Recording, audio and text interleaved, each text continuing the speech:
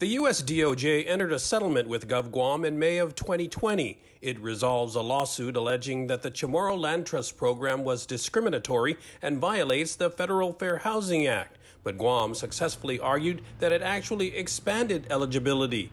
Speaker Therese Terlahi's bill moves the program forward with amended rules and regs. The Commission found that the proposed modifications or amendments to the Chamorro Land Trust Act and the rules and regulations of the Chamorro Land Trust Commission would more clearly demonstrate that the Chamorro Land Trust program is a land restoration program meant to rectify the unjust taking of Chamorro homelands by the United States federal government between 1898 and 1968. But attorney Mike Phillips, who worked with the Attorney General on the settlement case, wanted to make one point clear, that the onus is on the commission and not the claimant. The moment you are able to show or share that your dad or your mom or your grandfather came from Sumai, you're automatically qualified.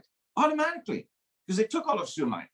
That's the way it's supposed to be. And acting CLTC Director Angela Camacho says that's what they're trying to do. As much as possible, we really try to show it through documentation, but there is that attestation where they could just say that this is where their family lived and this is who lived there. And it's creating conversations within families.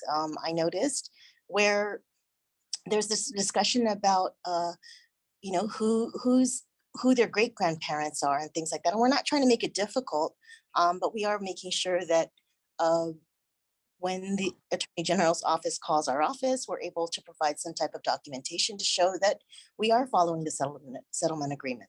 But Phillips says the success of the program will eventually come down to what it always seems to come down to: funding. Whatever they need, we should give them more because they need to catch up. And I know it costs money. So it's always going to be a question of, well, if that's really a priority, are we willing to give them the resources? It's a great thing if they have the resources, but if they don't have the resources, they can't do it. And it'd be a mess to even impose that on them, because then we're setting them up for failure. For Guam's News Network, I'm Nestor Lecanto.